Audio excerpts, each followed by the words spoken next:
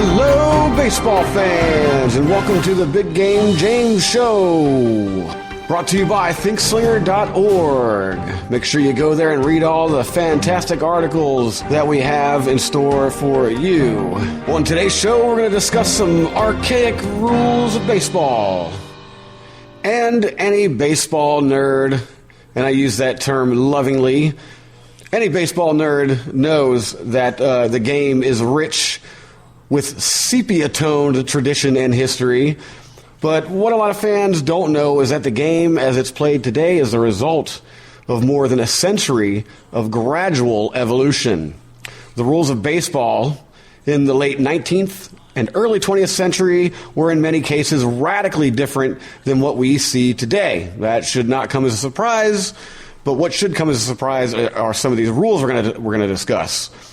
One of the best resources for accurate information on the early days of baseball is author Peter Morris's 2000 book, A Game of Inches, the stories behind the innovations that shaped baseball. You can find it certainly on Amazon.com or at your favorite bookstore. So back to Morris. Morris spent years researching old newspaper accounts and other documentation, as any historian should do, from the earliest incarnations of the game. And Morris's scholarly book, I repeat, it's a scholarly book. Anyhow, that's got nothing to do with what I'm about to talk about. Anyhow, so his book reveals a game that has been in constant flux for more than a century and a half, 150 years.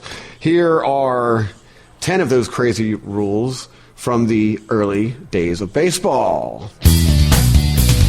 Before rules were officially codified in 1857 by the game's first organizing body, that would be the National Association of Baseball Players, that is the NABBP. Wow, could you imagine trying to say that over and over these days on a live broadcast?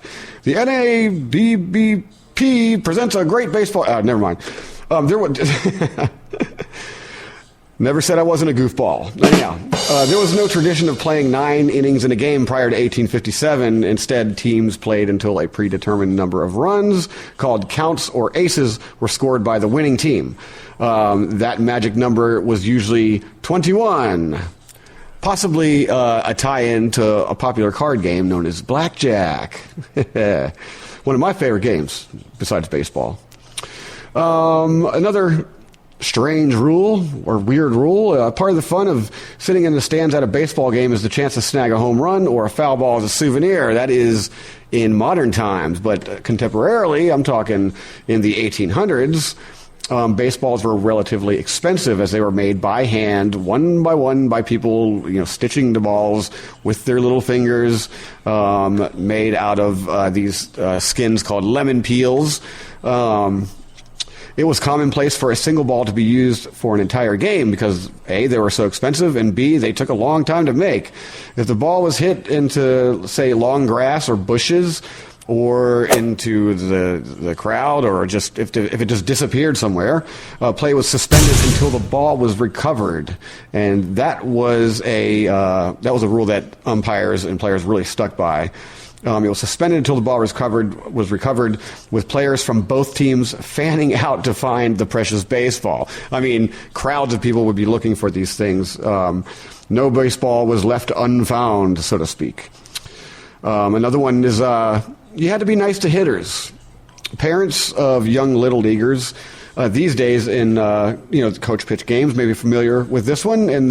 However, in the mid 19th century, the pitcher was not expected to play or to pitch rather, trying to retire a batter at all. Instead, the pitchers were referred to back then as feeders and given the duty of tossing nice, fat, hittable balls to the opposing team, much like a softball game. In fact, your modern bar league softball team is probably a little closer in terms of the rules of pitching to the original game of baseball than the modern game of baseball is to that in that respect. So you had to be nice to the hitters, and you had to be even nicer to umpires.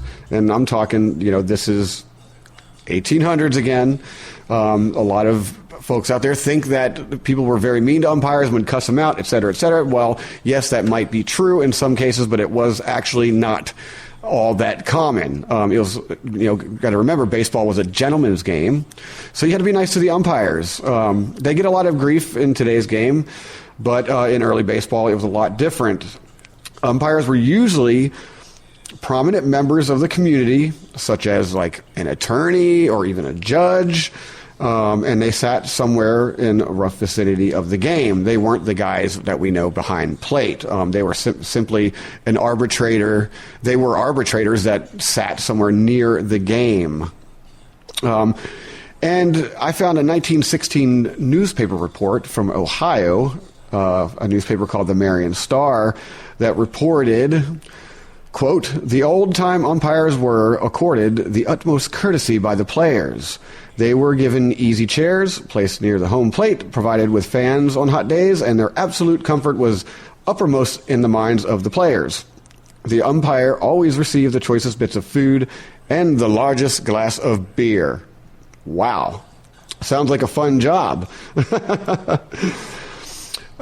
This next one, as officials tried to even out the balance between pitchers and hitters, various new rules were tested, but they were also discarded. In 1879, for instance, it took 9 balls for the umpire to issue a walk, or what we call a base on balls.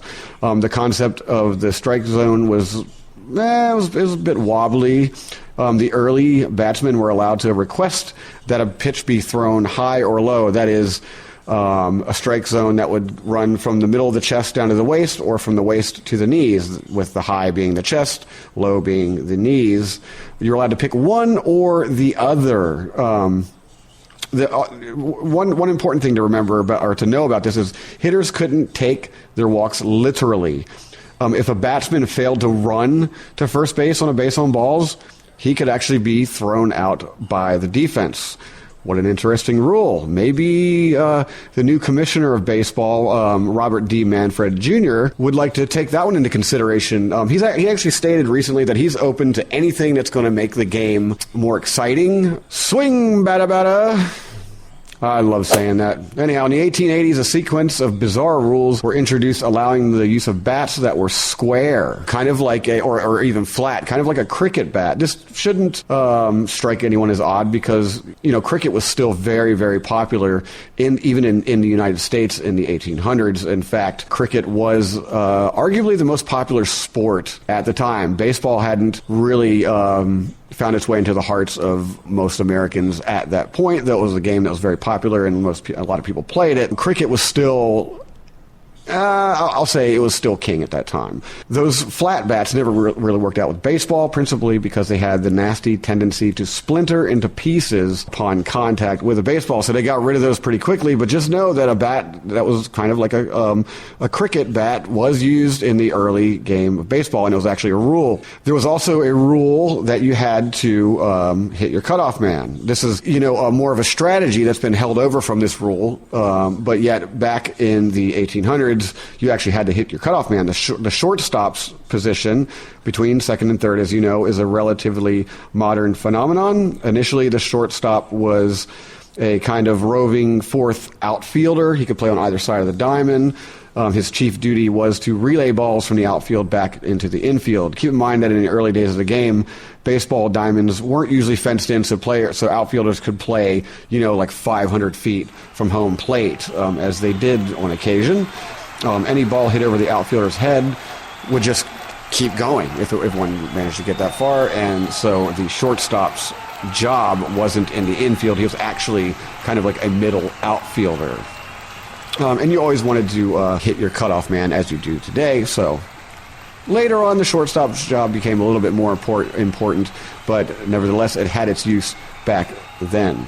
Play it on the bounce. That was a rule that I'm about to explain. In early baseball, a batsman was called out if the fielder caught the hit on the fly or on the first bounce. That is, or on the first bounce. He had a chance to actually stop the ball on the first bounce to make an out. The first bounce rule was so entrenched in the game, in fact, that it took more than 5 years of debate at the game's official annual convention to finally overturn it. Not duck, duck, goose, but just duck, period. I mean, balls were flying all over the place.